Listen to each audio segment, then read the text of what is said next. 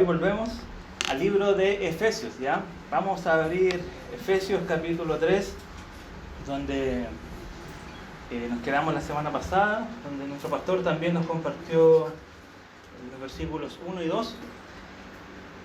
Pero vamos a leer del versículo 1 hasta el versículo 3. No sé hasta dónde el Señor nos guiará durante esta mañana tarde, pero vamos a leerlo todo por si acaso. Tal vez lo estudiemos todo, lo expongamos todo, tal vez no.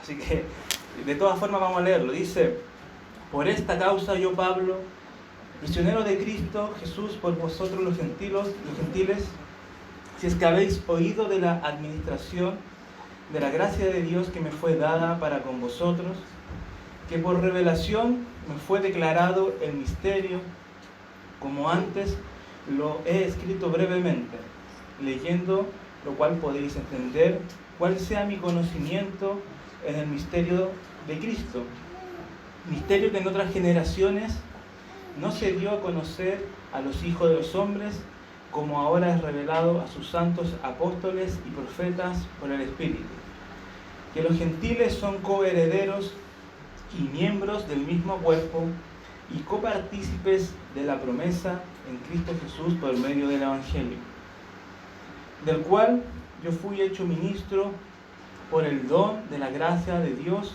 que me ha sido dado según la operación de su poder. A mí, que soy menos que el más pequeño de todos los santos, me fue dada esta gracia de anunciar entre los gentiles el Evangelio de las inescrutables riquezas de Cristo, y de aclarar a todos cuál sea la dispensación del misterio escondido desde los siglos en Dios, que creó todas las cosas, para que la multiforme sabiduría de Dios sea ahora dada a conocer por medio de la Iglesia a los principados y potestades en los lugares celestiales, conforme al propósito eterno que hizo en Cristo Jesús nuestro Señor, en quien tenemos seguridad y acceso con confianza por medio de la fe en Él, por lo cual pido que no desmayéis a causa de mis tribulaciones por vosotros, las cuales son vuestra gloria.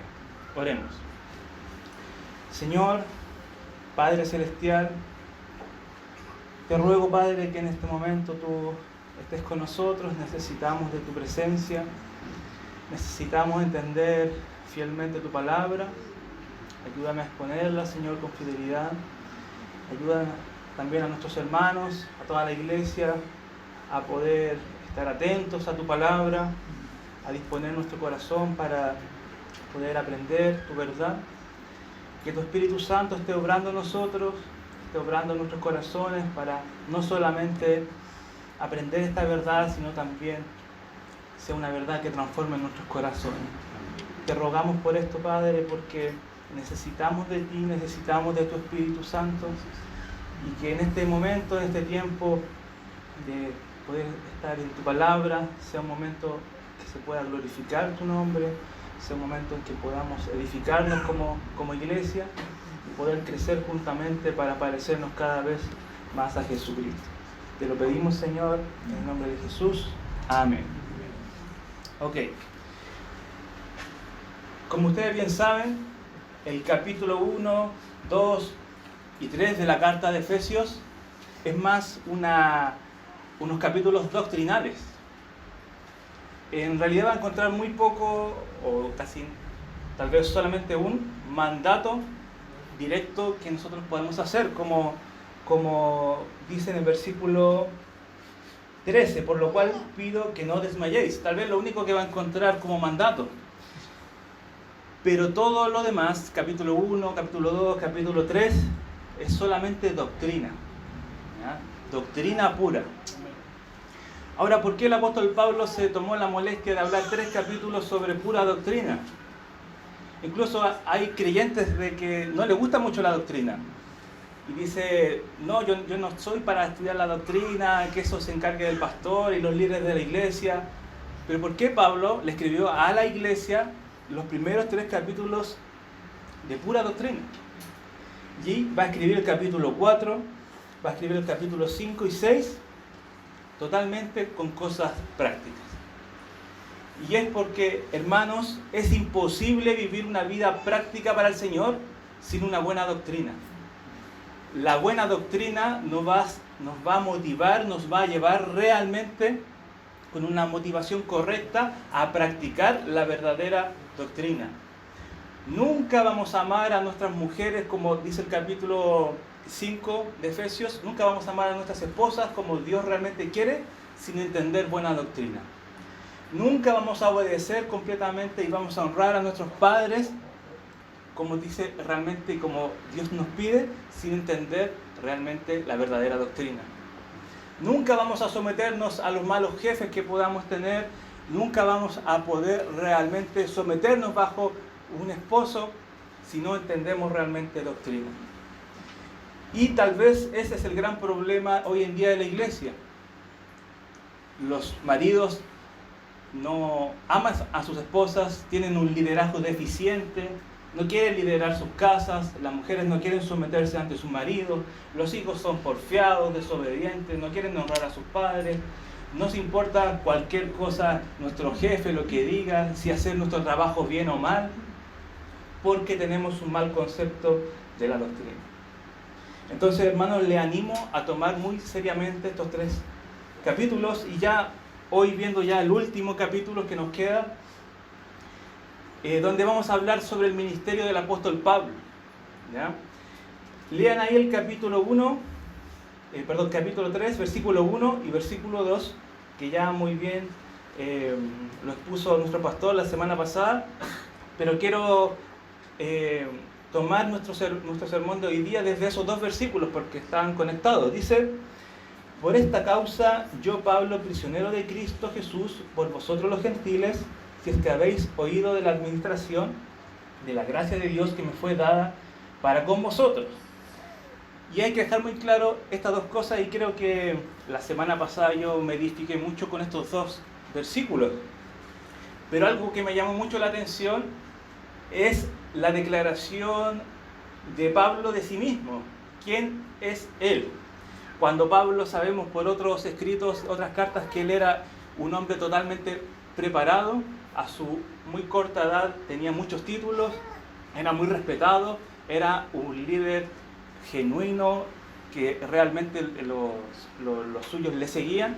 Era un hombre muy preparado, pero él no se tira sus títulos de encima, sino que dice: yo, Pablo, ¿quién soy? Dice: prisionero de Cristo. Pudo haber dicho fácilmente prisionero de acá del Imperio Romano. Lamentablemente aquí estoy en la cárcel, pero estoy firme, hermano. Pero no dijo eso. Dijo: estoy en esta cárcel no como prisionero del emperador, no como prisionero de Roma, sino como prisionero de mi Señor. Él entendía muy bien quién lo puso en ese lugar. Él entendía muy bien y estaba muy feliz de estar prisionero, porque él tenía una buena teología propia. ¿Qué quiero decir con esto? Y eso es algo que hablo mucho, por ejemplo, con mi esposa, de que al final y al cabo, la mayoría de los problemas del día a día de los cristianos se soluciona con una buena teología propia. La teología propia es el estudio de la persona de Dios. Si nosotros entendemos correctamente quién es Dios, qué hace Dios, cómo piensa Dios, cómo siente Dios, qué quiere Dios, es muy fácil realmente saber cuál es la voluntad de Dios. Y es muy fácil ver la perspectiva correcta de la vida que nos está sucediendo en cada momento, sea buena o mala, porque conocemos quién es Dios. Y si conocemos que tenemos un Dios soberano, conocemos que es Dios quien nos puso en ese lugar. Es Dios quien puso al apóstol Pablo tras esas rejas. Lo puso en ese lugar limitado, con un propósito, ¿ya? Y por su voluntad. Y Pablo lo entiende. Él tiene una buena teología propia. Él dice: Dios tiene el control de todo. No me van a cortar la cabeza hasta que Dios quiera. Y si estoy tras estas rejas, es porque Dios quiere, con su propósito. Nosotros tuvimos recientemente un hermano que estuvo prisionero, ¿cierto? Como bien supieron, ya por accidente. Pero realmente no fue un accidente, ¿cierto, hermano? El Señor quería que nuestro hermano fuera para allá. Lo puso ahí a ejercitarse a largas horas de la noche porque Él tenía un propósito con nuestro hermano Hugo, ¿cierto? Y el Señor le enseñó muchas cosas en ese lugar. No fue un accidente, no fue un error, no fue una tragedia, no fue algo terrible, fue por voluntad de Dios. ¿Ok? Y así con muchas cosas que nos suceden a nosotros día a día. Cada situación en la que estamos, cada situación por la que pasamos, sea buena o mala, al fin y al cabo es buena, porque Dios está en ella. Como dice Romanos 8:28, que todas las cosas le ayudan a bien a los que aman al Señor, ¿cierto? Sean buenas o malas. Como dijo también Job, ¿ya? El antiguo Job, recibiremos de Dios el bien y no el mal, ¿cierto? Entonces, hermanos, si usted tiene una buena teología propia, va a tener una buena vida cristiana. Por eso lo que más le recomiendo, si usted comienza la fe o si aún lleva años en la fe y aún no ha estudiado la teología propia, es que estudie la teología propia. ¿Quién es Dios? ¿Qué es Dios? ¿Cómo es Él? ¿Qué hace? ¿Qué siente? ¿Qué piensa? ¿Cómo actúa ante ciertas circunstancias? ¿Cómo no actúa? ¿Qué significa que Él es santo? ¿Qué significa que Él es inmutable? ¿Qué significa la aseidad de Dios? No sé si está bien dicho, los expertos. Aseidad, ahí está el experto, ¿eh? Aseidad de Dios. ¿Qué significa eso? ¿Qué significa que Dios es amor? Uno de los atributos más mal entendidos hoy en día, que es el amor de Dios. ¿Qué es la ira de Dios? ¿Cómo Dios se aira si Él es santo? Y a veces malinterpretamos la ira como algo malo, pero hay una ira santa también. Entonces, algo muy importante y que rescato de este pasaje es que el apóstol tenía una buena teología de Dios.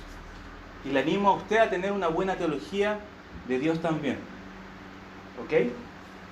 Si no, vamos a ser personas que se dejan llevar siempre por las circunstancias. Me enfermé, estoy mal. Me sané, estoy bien. No hay plata en la casa, estoy mal. Encontré trabajo, ahora estoy bien.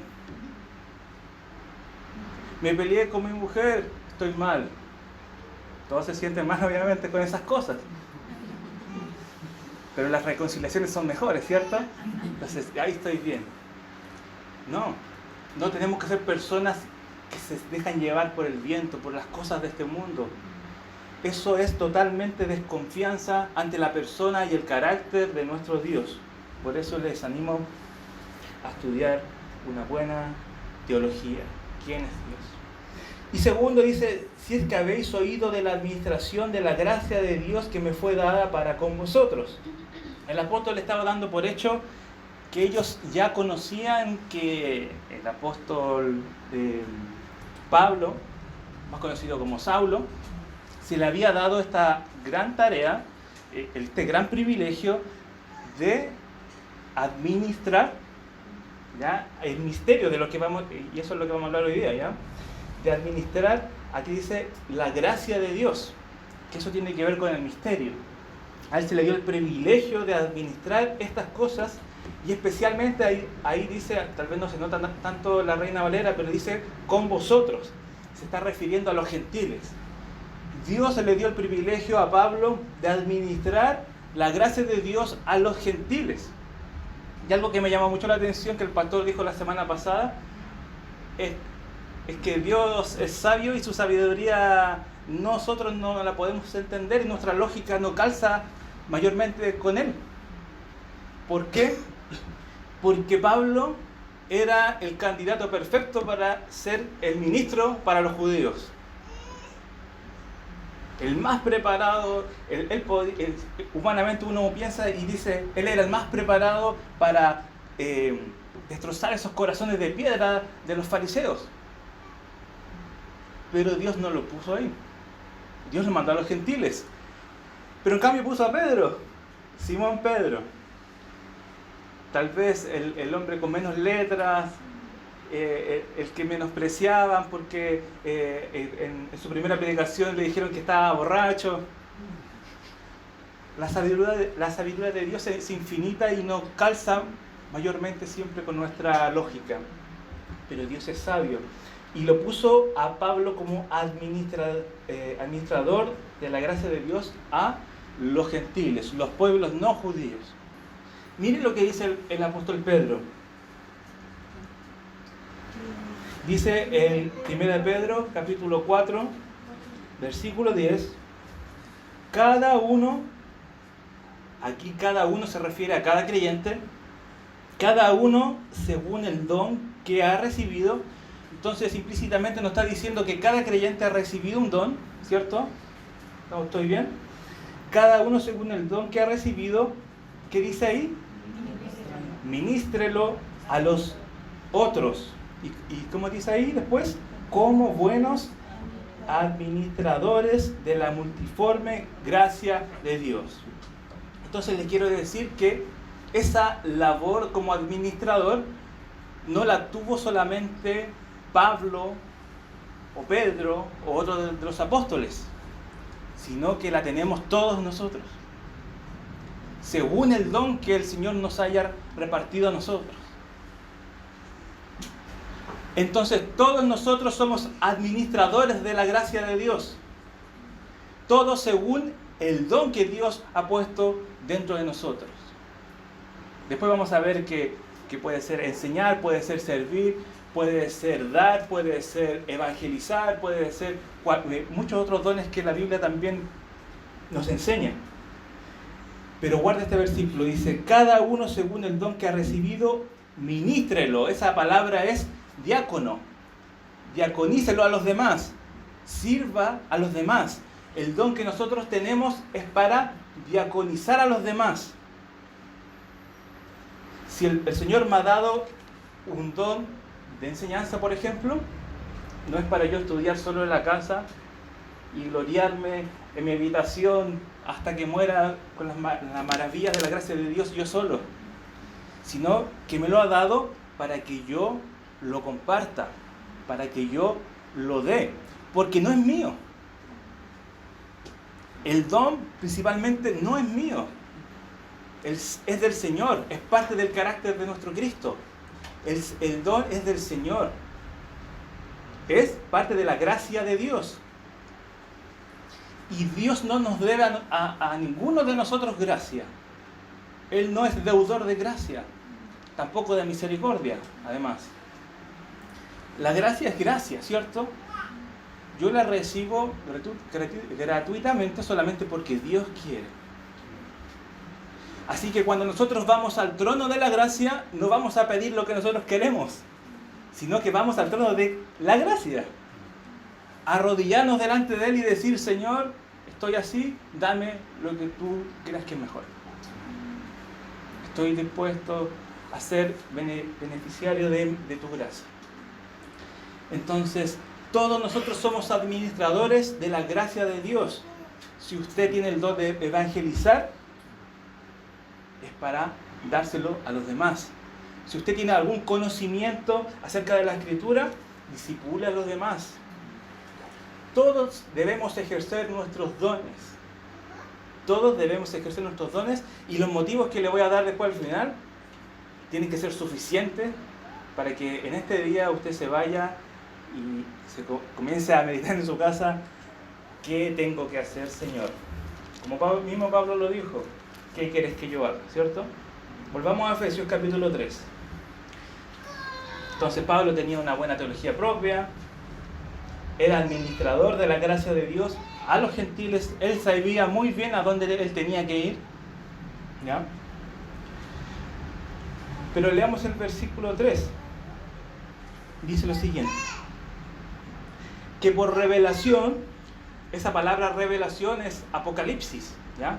Apocalipsis realmente, pero es la palabra que nosotros conocemos como apocalipsis, que significa sacar el velo de algo que siempre estuvo ahí y estaba escondido frente a Dios, que Dios lo tenía ahí velado, en este momento fue sacado el velo, revelado. ¿Ok? Dice que por revelación me fue declarado el misterio. Al apóstol Pablo se le llamó como administrador para compartir la gracia de Dios y se le reveló este misterio. ¿Ok? Algo que siempre estuvo, un misterio es algo, el misterio que se refiere aquí, es algo sagrado que siempre estuvo, no es que se inventó en este momento, siempre estuvo, desde antes de la fundación del mundo estuvo, pero en estos tiempos, en los cumplimientos de los tiempos, fue revelado. Se sacó el velo para que nosotros lo veamos. Y Pablo lo vio, este misterio. Y mire, dice en el versículo 3, me fue declarado el misterio, como antes lo he escrito brevemente. ¿Cuándo antes escribió acerca del misterio? Aquí dejo abierto tal vez para la iglesia, a ver si alguien se acuerda. ¿En qué parte de Efesios Pablo habló sobre el misterio? Capítulo 1, versículo 8. Dice que hizo sobreabundar para con nosotros en toda sabiduría e inteligencia, dándonos a conocer, ¿qué dice ahí?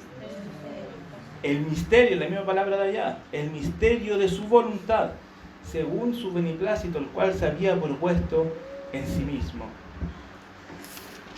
Pablo aquí vuelve a hablar acerca del misterio y nos va a explicar mejor qué es el misterio. Pero el misterio, antes de entrar a qué es el misterio, quiero mencionar algo muy importante acerca del misterio. ¿Ya? El misterio ya no es misterio. ¿Alguien sabe qué es el misterio? ¿Ah? ¿Ya? ¿Alguien más? El Evangelio, ¿ya? ¿Otra más? Parece que en nuestra iglesia es más misterio que cosa revelada. Entonces, a eso quería llegar. El misterio ya no es misterio. Por lo tanto, todos nosotros y los niños que están arriba de las clases deberían saber qué es el misterio. Porque ya no es un misterio, es algo revelado, ¿cierto? Entonces, primero eso. Y miren lo que dice versículo 5. Misterios que en otras generaciones no se dio a conocer a los hijos de los hombres, como ahora es revelado a sus santos apóstoles y profetas por el Espíritu. ¿Quién revela el misterio? ¿Quién lo reveló? ¿Qué? El Espíritu Santo de Dios. ¿A quiénes? Primeramente a los apóstoles y profetas. ¿A qué profetas se refiere? ¿Los del Antiguo Testamento o los del Nuevo Testamento? ¿O a los profetas que hay ahora?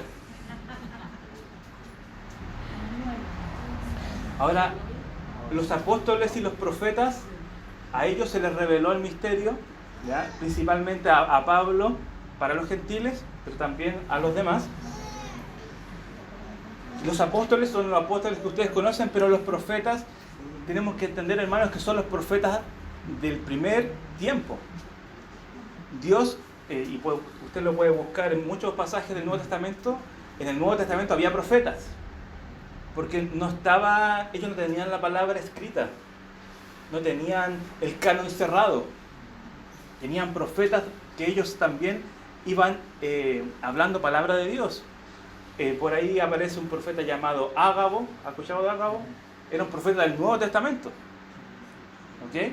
Entonces había apóstoles y profetas, e incluso los apóstoles hacían funciones proféticas también. ¿Ya? Porque un profeta no es nada más que alguien que recibe una revelación de Dios. Y es lo que Pablo estaba ejerciendo ahí. ¿Ok? Y en el principio de la iglesia se sostuvo con los apóstoles y los profetas. Ellos, como vimos anteriormente, edificaron el fundamento. ¿Ya? El fundamento de los apóstoles y los profetas.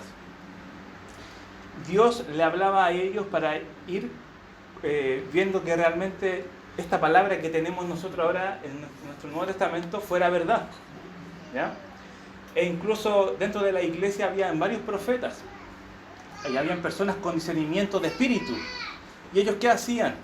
Discernían quién era un verdadero profeta y quién no. ¿Y cómo lo discernían? Con el conocimiento. No podía haber un profeta único, un pionero, que salió con un mensaje nuevo que contradice a los demás profetas. Que contradice a los demás profetas y que contradiga a los profetas del Antiguo Testamento. ¿Ok?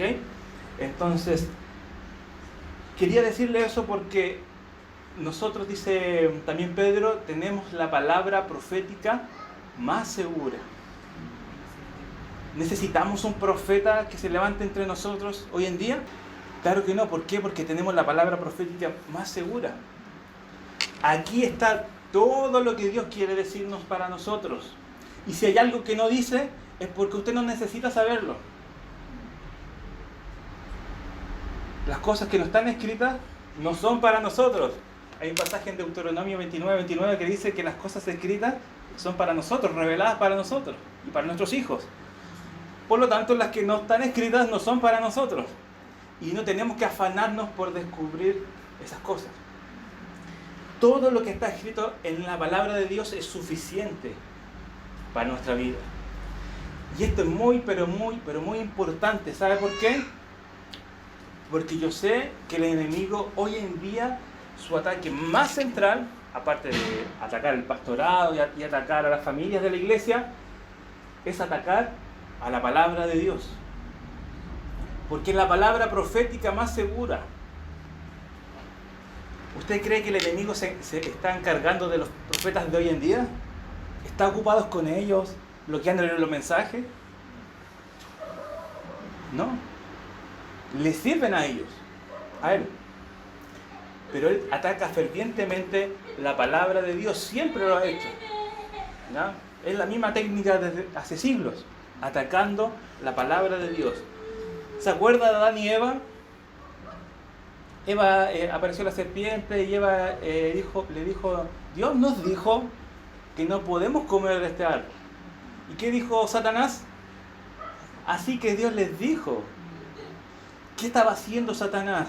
Estaba poniendo en duda la palabra de Dios. Porque Dios se lo dijo a Adán y Eva. Pueden comer de todo fruto menos de este. Y la serpiente dijo, así que Dios os dijo. ¿Y qué dijo Satanás? No, Dios miente, no moriréis. ¿Ok? Entonces desde el principio vemos un ataque satánico contra la palabra de Dios. Así que yo estoy seguro que el ataque más grande del enemigo para usted es que no lea su Biblia. Es que pase toda la semana sin abrir ese libro sagrado. Estoy seguro, y le va a poner todas las distracciones posibles, todas las mentiras posibles en su mente para que usted crea que no tiene tiempo, de que no tiene la capacidad, de que tiene que hacer muchas otras cosas más importantes. Pero es un tema de prioridades solamente. ¿Ok? Tenemos que ser buenos administradores de la gracia de Dios. Y si ponemos como algo más importante, por ejemplo, no digo que las hermanas de acá hagan eso, pero si ponemos como más importante la teleserie que leer la Biblia, ahí se vio muy claramente cuál fue su prioridad, dónde está su corazón y qué es lo que le afana en esta vida. Entonces, hermanos, cuando nosotros decimos no tengo tiempo, eso es una falacia, una gran mentira. Todos nosotros tenemos el mismo tiempo, ¿cierto? Hace 24 horas, todos vivimos las mismas 24 horas, ¿cierto? Nadie vivió 23 o 22. El problema es una mala administración de las prioridades. Es qué hacemos con nuestro tiempo. No es que no tenemos tiempo, Dios nos ha dado a todos las 24 horas de este día. Por igualito. Sí, todos hacemos diferentes cosas, pero al final no es que no tenemos tiempo, es que no sabemos administrar nuestras prioridades, las cosas más importantes de nuestra vida. ¿Ok? Entonces nunca más diga, no tengo tiempo, sino que diga, soy mal administrador de mis prioridades. ¿Ok? Entonces, tenemos la palabra profética más segura, No necesitamos nada más. Esto es suficiente. Hace años en la iglesia, los pastores se les llamaba los médicos del alma. ¿Sabes qué significa eso? Que ellos arreglaban los problemas del alma con las escrituras, porque la escritura es suficiente para arreglar los problemas del alma. Pero hace muy poco tiempo, en la historia de la iglesia, salió algo llamado psicología, que dice que ellos pueden arreglar los problemas del alma con otras cosas, con medicamentos, con filosofía, modo de pensar, que entre paréntesis todos sus pensadores, todos no están de acuerdo entre ellos mismos, sus más expertos no están de acuerdo entre ellos. Y los tres más conocidos están en oposición a la Biblia, ateos, enemigos de la Escritura. Entonces, hermanos, no, usted necesita esto. Esto es lo que necesita. Sí, es verdad que hay cosas que son médicas y eso lo arreglamos con cosas médicas. Pero las cosas del alma, las cosas que tienen que ver con pecado, las solucionamos con la Biblia. Ahora leamos lo que dice el versículo 3 para que sigamos estudiando. Dice que por revelación me fue declarado el misterio, como antes lo he escrito brevemente, leyendo lo cual podéis entender cuál sea mi conocimiento en el misterio de Cristo. Misterio que en otras generaciones no se dio a conocer a los hijos de los hombres, como ahora es revelado a sus santos apóstoles y profetas por el Espíritu. Que aquí está el misterio. Versículo 6. Presta atención. Dice que los gentiles son todos los no judíos, ¿ya? O sea, nosotros. Los gentiles, y estas son buenas noticias para nosotros, ¿cierto? Y bueno, para todas las naciones del mundo. Que los gentiles son coherederos y miembros del mismo cuerpo. Significa que antes el heredero principal de las cosas de Dios era Israel, pero ahora somos coherederos con Israel. ¿Se entiende eso? No somos un pueblo aparte que estamos con Israel, no. Somos coherederos, los mismos privilegios que Israel va a tener. El Israel de Dios me refiero, no a la nación, sino a los verdaderos israelitas de corazón, ¿ya? A los verdaderos convertidos. Tenemos los mismos privilegios que ellos, coherederos. Y dice, y miembros del mismo cuerpo. No estamos atrás de una muralla como antiguamente estaba en el templo, el patio de los gentiles. ¿Alguna vez escuchó el patio de los gentiles? Era un lugar más lejos del templo donde podían estar los gentiles y los separaba un muro. No estamos afuera, excluidos de esta ciudadanía. Estamos adentro, en el mismo cuerpo. Y dice, y copartícipes de la promesa en Cristo Jesús por medio del Evangelio. Copartícipe de la promesa. ¿Cuál promesa? ¿Qué promesa cree usted de la cual somos copartícipes? ¿Cómo? ¿Ya? ¿A dónde se dio esa promesa?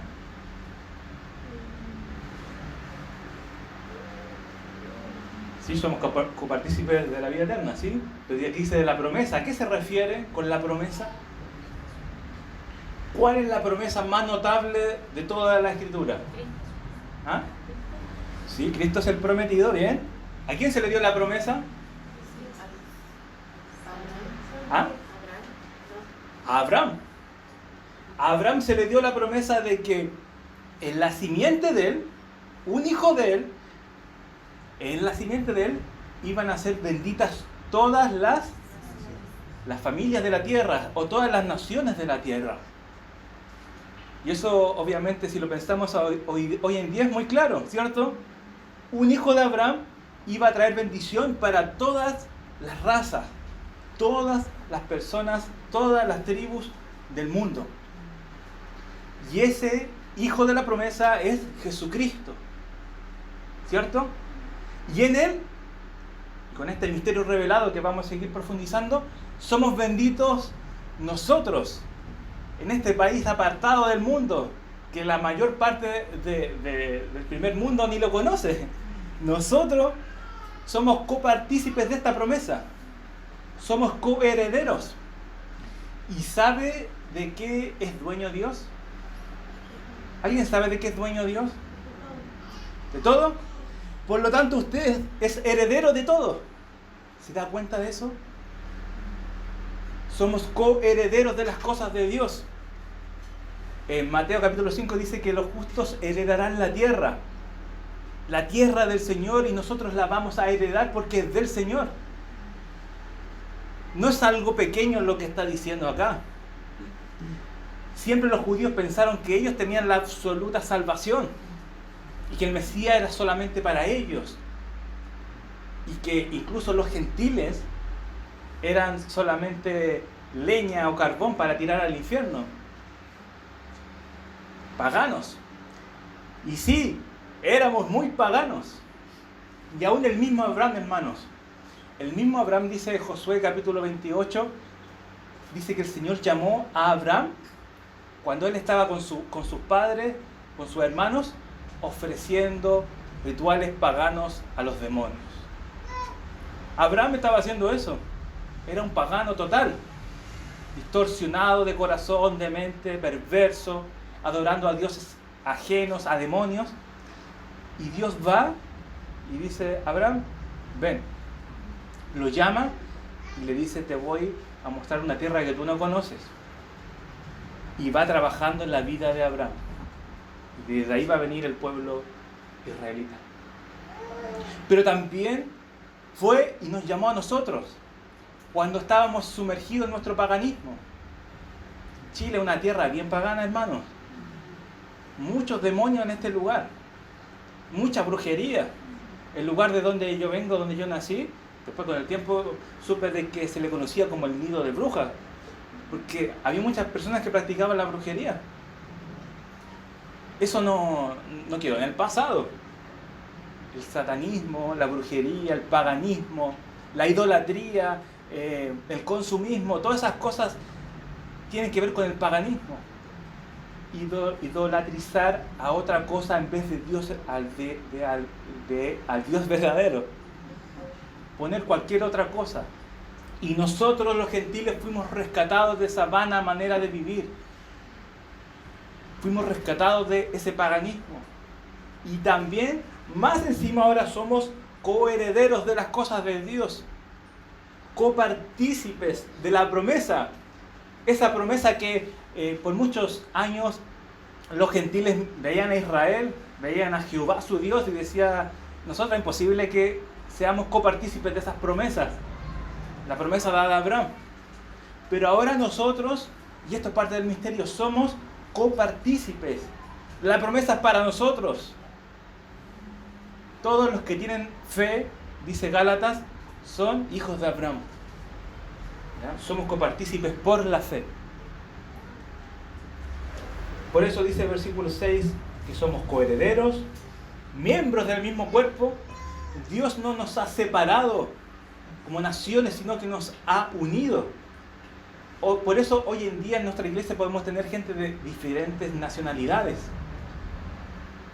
Cuando estuve un tiempo viviendo en Argentina, viví en una localidad llamada La Plata, que es una ciudad, pero la localidad era Olmos, donde es un barrio completamente boliviano, ¿ya? Es boliviano o argentino, es como una mezcla.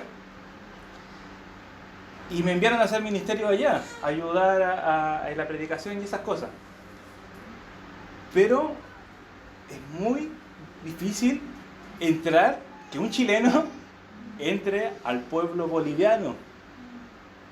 Me costó mucho ganarme el corazón de ellos. Pero había muchas cosas por temas de patriotismo que ellos me rechazaron a la primera. Ya después, estando 2 años ahí, y ya siendo amigos de ellos y queridos por ellos, por mis hermanos bolivianos, ellos me contaban de que les costó al principio, porque ellos traían arraigado ese odio contra los chilenos. Incluso uno de ellos, anciano de la iglesia, me contaba de que cuando él hizo el servicio militar, cuando cargaban las armas y metían las balas, decían un chileno, 2 chilenos, en forma de que ellos se estaban preparando para guerrear contra nosotros. Ese era el odio que el pueblo boliviano tal vez tenía o puede tener aún contra los chilenos. Pero en el cristianismo no es así. El Señor muere en la cruz y deja todas esas cosas de lado, nos une. Por eso es posible de que esos hermanos bolivianos después me aceptaran y me amaran. Y del día que yo me fui y estaban llorando, yo no la voy a creer. Pero eso solamente lo hace el Señor.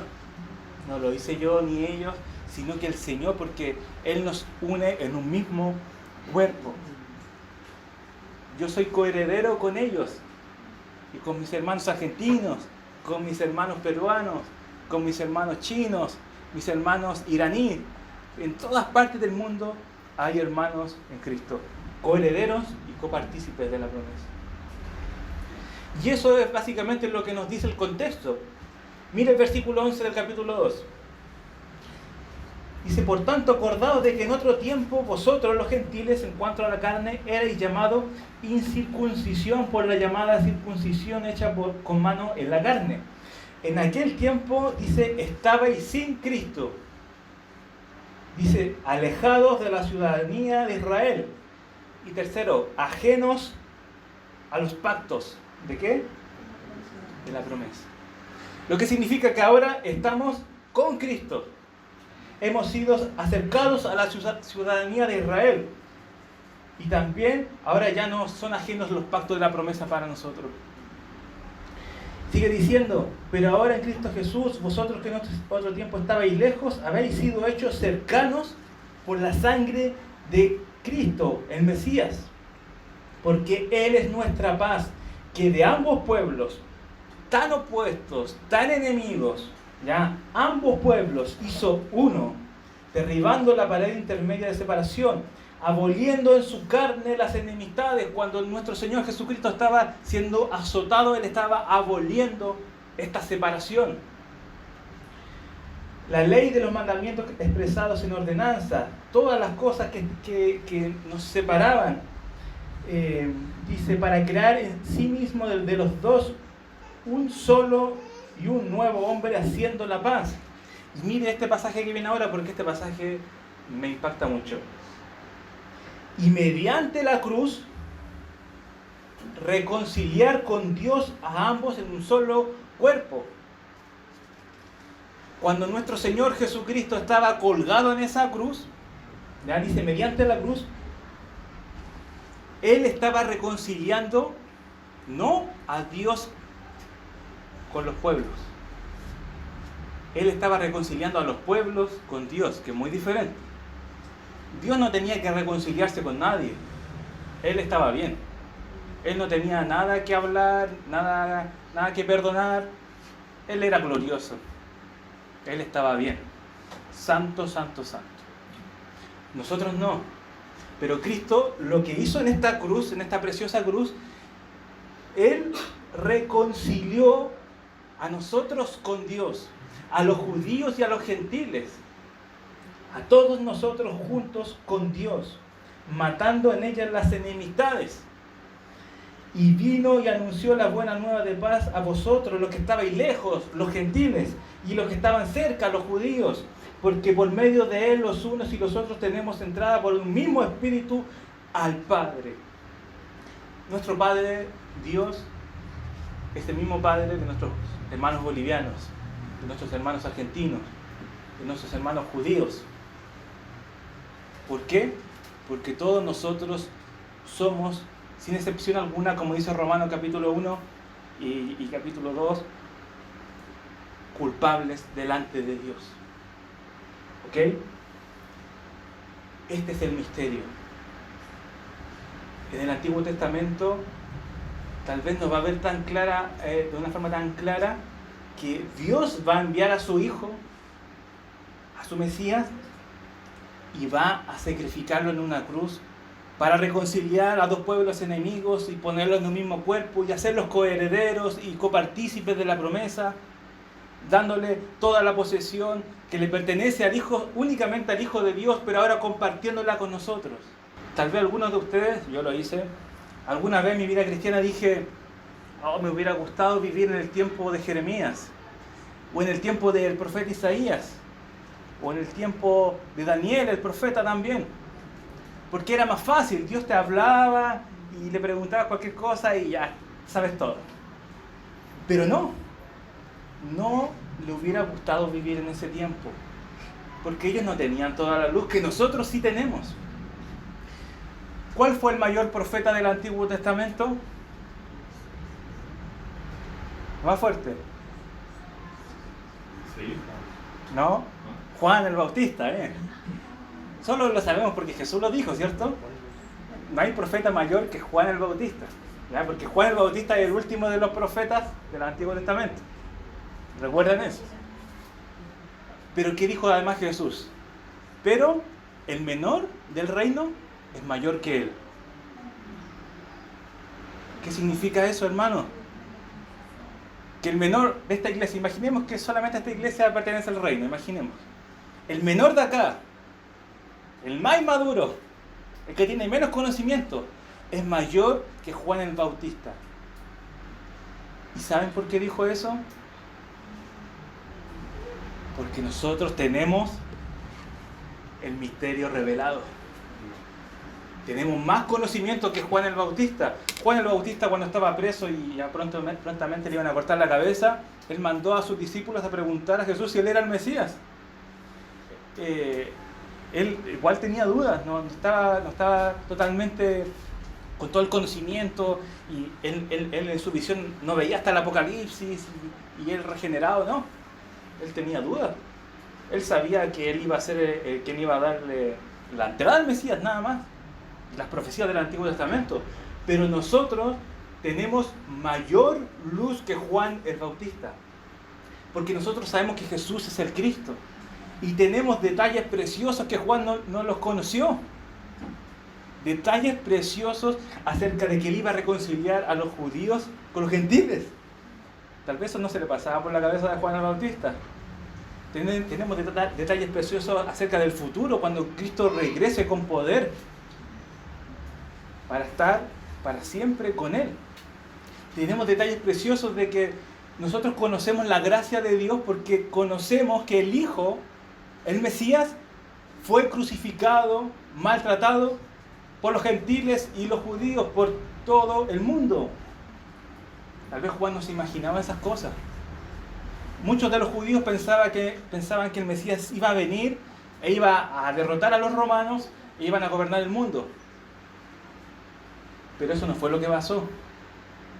Y tal vez hay pasajes, y tal vez hay uno el más claro del Antiguo Testamento es el pasaje de Daniel, capítulo 9, de la profecía de las 70 semanas, cuando dice que al Mesías se le iba a dar muerte. La única luz que tenían en el Antiguo Testamento. Y tal vez algunos pudieron pensar eso, y ser guiados algunos escribas, algunos estudiosos o profetas del Antiguo Testamento, pero nunca tanto como la luz que nosotros tenemos en el día de hoy. Nunca tanto para entender completamente lo que es la redención. Nunca tanto para entender lo que es la justificación, la santificación, la propiciación por nuestros pecados. Nosotros solamente con este libro de Efesios hemos podido entender que el Señor desde antes de la fundación del mundo tenía su plan A. Y hasta el fin del mundo su plan A. La única diferencia es que estaba velado. Dios no se equivoca en las edades. Todo lo que está pasando y pasó está planificado desde siempre por Él y para su gloria. Y si esto le asombró, lo que después dice en el versículo 10 lo va a dejar mal. Pero hermanos, el misterio lo tenemos nosotros. Así que basta ya de vivir vidas velando el misterio, dejando que nuestra vida pase con nuestros afanes, con problemas, nuestras enfermedades o diferentes cosas que nos pasan, que pueden ser problemas reales, pero debemos estar cimentados en la palabra viva, porque tenemos el misterio revelado, que los profetas del Antiguo Testamento, ni el más santo de ellos, lo conoció. Pero usted lo tiene en su casa, en un libro, en una tablet, en un celular, en audio. ¿Qué más tiene que hacer Dios para que usted estudie la palabra de Dios? Después tal vez se va a inventar un chip que se pueda meter en la cabeza la palabra de Dios. Sería más fácil, ¿cierto? Pero ¿qué más tiene que pasar para que nosotros agarremos este libro y estudiemos este misterio? Porque ya no es un misterio, recuérdalo. Ya no es un misterio. ¿Ok? Mira, y lo segundo que quiero compartir, aparte de este misterio tan glorioso que tenemos, es cómo Pablo administraba este misterio. Porque aquí en este pasaje del capítulo 3 hay dos palabras clave acerca del ministerio de Pablo. La primera es administración, que él es administrador, y la segunda que vamos a ver ahora, que él es ministro. Administrador y ministro. Dice el versículo 7, del cual yo fui hecho ministro. Recuerden, ministro es la palabra diácono. Pablo no era un diácono como nosotros conocemos hoy en día, ¿cierto? Pero sí en el sentido del significado de la palabra, un servidor. Incluso en el estudio de ciertas palabras griegas, esta palabra ministro, mentiría, no me acuerdo si era griego o latín, pero lo que había leído es que esta palabra significa, ¿recuerdan estos barcos antiguos donde los esclavos iban remando abajo? Tenían ciertas capas de esclavos. Ministro era el esclavo que estaba más abajo, con el remo más pesado, y que está remando ahí. Ese es un ministro. Y que si chocan, es el primero que se muere. Ese es un ministro. Y eso es lo que hace un pastor, ministra. Está esforzándose para que el barco avance. Se está sacrificando por nosotros, los hermanos. Y si pasa algo o un ataque directo contra alguien en la iglesia, le va a dar a nuestro hermano Daniel, porque él es el pastor, ¿ya? Y eso es un ministro, un servidor, un esclavo de última categoría abajo, remando, sudando, con poca comida. Y así es como Pablo se presenta a sí mismo, como un ministro, un servidor, un diácono. Dice que fue hecho ministro por el don de la gracia de Dios que me ha sido dado según la operación de su poder. Aquí hay tres palabras muy importantes: don, gracia y poder. Como dije anteriormente, todos nosotros, hermanos, tenemos un don, ¿cierto? Ese don ha sido dado por gracia, porque usted no lo merecía y no lo merece, y no tampoco significa de que usted lo tuvo por sí solo al nacer. Significa que usted cuando nació era simplemente algo sin dones, porque de lo que estamos hablando aquí son cosas poderosas, ¿ok? Entonces el don viene por gracia, pero dice, versículo 7 al final, según la operación de su poder. ¿Qué quiere decir esto? Que no todos tenemos el mismo don. Y no todos tenemos la misma capacidad para ejercer el don. Por lo tanto, si mi hermano tiene el don de evangelizar, y yo también lo tengo que saber que no significa que nosotros tenemos el mismo poder con ese don, porque Dios lo ha dado específicamente con un propósito en particular a cada persona. Por lo tanto, yo tampoco, mucho menos, debo ponerme envidioso y decir, ¿por qué él tiene más capacidad que yo? Él no tiene más capacidad que yo. Esta es la verdad. Dios le dio más capacidad a él. Y no debo ponerme celoso por esa persona. Porque todos los dones no son nuestros. Los dones le pertenecen a Dios. Miren lo que dice Romanos, capítulo 12. Hablando acerca de este tema, el mismo apóstol Pablo, 12, versículo 3 dice: digo pues, y miren lo que dice, yo no ando inventando cosas, miren. Dice, digo pues, por la gracia que me es dada, ¿ok?, a cada cual que está entre vosotros, que no tenga más alto concepto de sí del que debe tener, sino que piense de sí con cordura, conforme a la medida de fe que Dios repartió a cada uno. Lo que Dios repartió a cada uno no es igual. Van a haber personas mejores que yo en predicación. Van a haber personas mejores que yo en servicio. O tal vez yo voy a ser mejor que otras personas en esas cosas.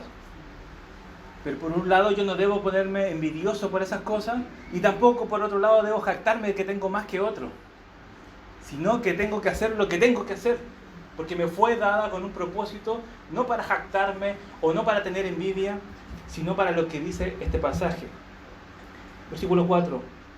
Le repartió cada uno porque de la manera que en un solo cuerpo tenemos muchos miembros, pero no todos los miembros tienen la misma función, así nosotros, siendo muchos, somos un cuerpo en Cristo y todos miembros los unos de los otros, de manera que teniendo diferentes dones, según la gracia, de nuevo lo dice ahí, que nos es dada, si el de profecía, úsese conforme a la medida de la fe, o si de servicio es servir, o el que enseña en la enseñanza, el que exhorta en la exhortación, el que reparte con liberalidad, el que preside con solicitud, el que hace misericordia con alegría. El amor sea sin fingimiento, aborrecer lo malo, seguir lo bueno, amados los unos a los otros con amor fraternal, en cuanto a la honra prefiriéndoos los unos a los otros.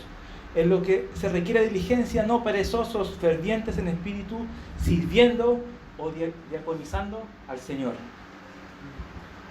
Los dones que Dios nos da, la capacidad que el Señor nos da, no es para gloriarnos y tampoco es para compararnos con los demás, sino que es para glorificar al Señor, porque servimos primeramente al Señor y secundariamente a los hermanos, a la iglesia.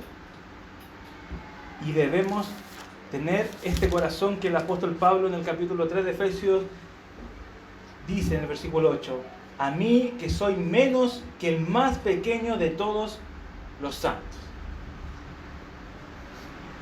Nosotros sabemos que Pablo era una persona muy, pero muy preparada, pero él se consideraba a sí mismo, como dice aquí, él dice, soy menos que el más pequeño de todos los santos, que es de cierta manera una sobreexageración, porque no existe alguien menor que el menor, ¿cierto?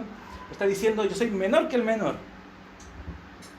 Y eso es muy importante, hermanos, porque habla del privilegio de ministrar y de servir. El apóstol Pablo lo tenía como un privilegio, un honor. El mismo apóstol, el mismo Saulo que perseguía a la iglesia y mató a Esteban, el discípulo, y se gozaba en esas cosas que creía que estaba haciendo la voluntad de Dios. Después, cuando el Señor lo rescata, en el capítulo 9 de Hechos, él tiene como privilegio que el Señor, más encima después de hacer eso, de ser perseguidor de la iglesia, lo escogiera a él para esa labor. Porque él en muchos pasajes él se considera como el que menos se merecía eso, por ser perseguidor de la iglesia. Pero él dice, a mí que soy menos que el más pequeño de todos los santos, me fue dada esta gracia de anunciar entre los gentiles el evangelio de las inescrutables riquezas de Cristo. Esto es sin huella. Las riquezas de Cristo no tienen huella. No se pueden contar, no se pueden hallar, no están en una cuenta de banco, no se pueden robar. Son inescrutables, infinitas, preciosas. y al apóstol Pablo se les dio en la mano para administrarlas y ministrarlas a los demás. Un privilegio servir al Señor. Y quiero exhortar a la iglesia en este momento a eso, a que reflexionemos en nuestros corazones si para nosotros es un privilegio servir a Dios o no. Lamentablemente veo mucho eso en el pueblo cristiano, que los padres cristianos desean otras cosas para sus hijos. Desean prosperidad, buen vivir, seguridad, un buen nombre bajo el cielo. Pero ¿cuántos de los padres aquí presentes pueden decir que han orado al Señor y le han dicho a su hijo: hijo, lo más glorioso que tú puedes hacer en la vida es servir a Dios? Ser un pastor, ser un misionero, morir en el campo misionero por nuestro Señor. ¿Quién de acá de los presentes ha podido decir eso en su corazón?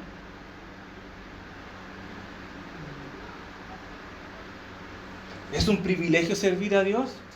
La verdad es que no todos somos llamados a ser pastor o misionero, pero todos somos llamados a administrar, como vimos en 1 Pedro capítulo 4, versículo 10, y ministrar a los demás con nuestros dones. ¿Hay privilegio más grande que servir a Dios?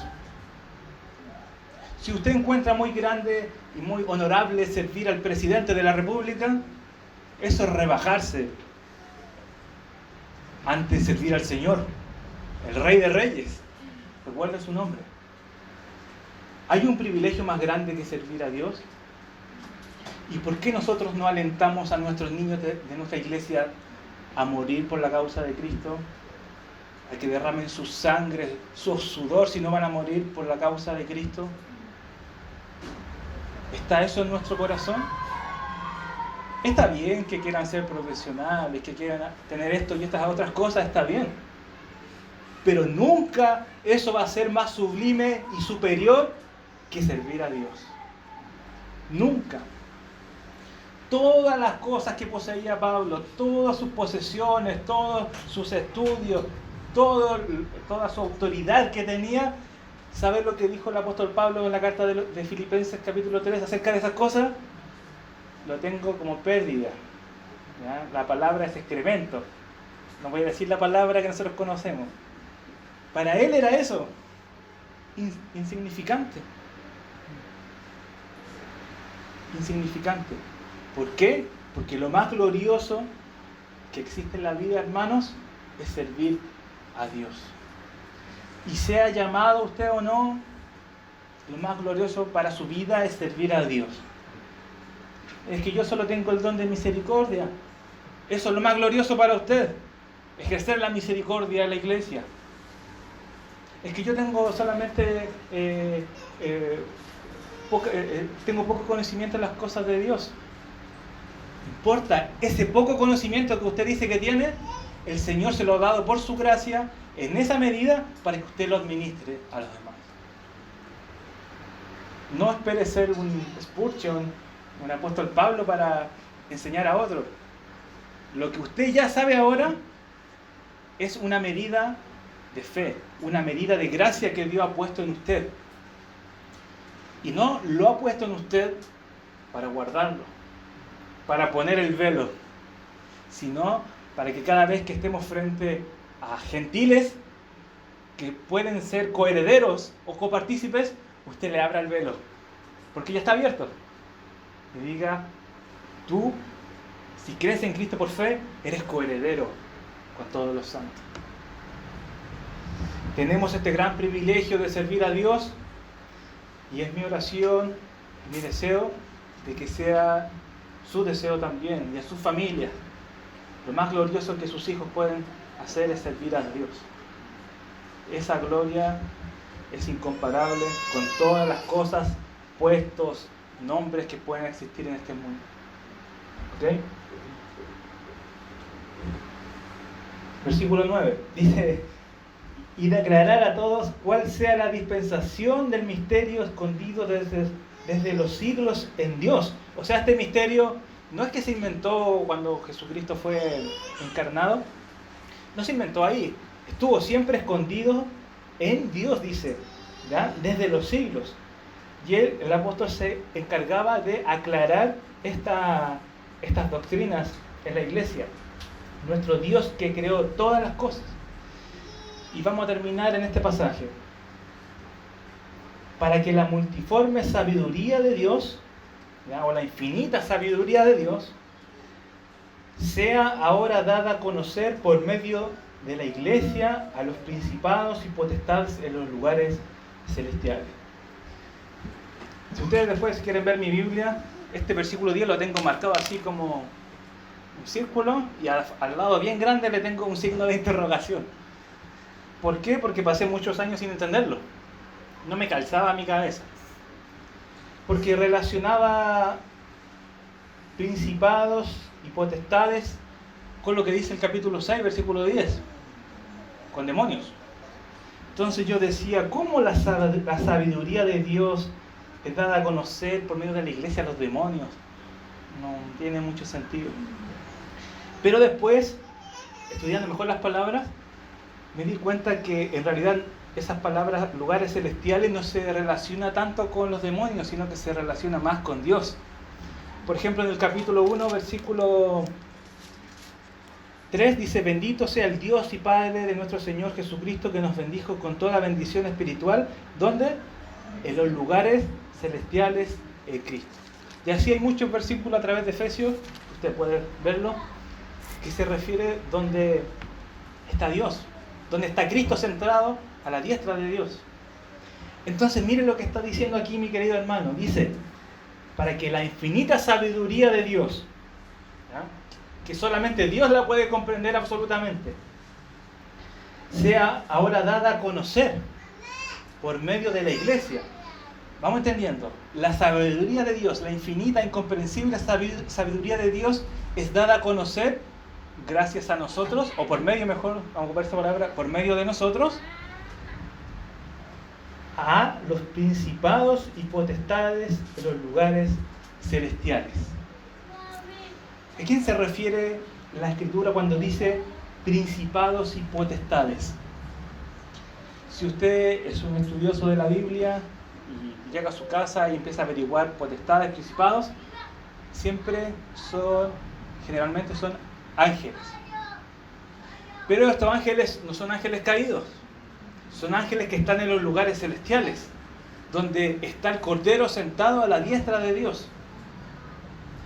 Entonces esto es lo que nos está diciendo la Escritura, querido hermano.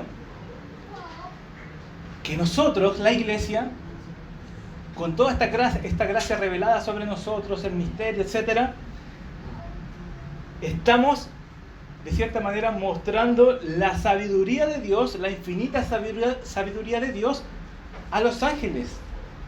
Con nuestro actuar, con lo que Dios hace en medio de nosotros, cuando salva a alguien, los ángeles no la pueden creer. Alguien ha dicho que aquí que la iglesia es el pizarrón, Dios es el maestro y los estudiantes son los ángeles. Recuerden que los ángeles son criaturas, ellos siguen aprendiendo y estudiando a la persona de Dios, y es lo que nosotros vamos a hacer en la eternidad. Pero ellos se siguen maravillando porque no logran entender la sabiduría de Dios. Y nos ven a nosotros aquí, nuestra vida monótona, y los ángeles dicen, pero Dios, ¿le diste tus dones a esa criatura? Y no la logran entender y se maravillan y van comprendiendo y conociendo cada día más a su Dios.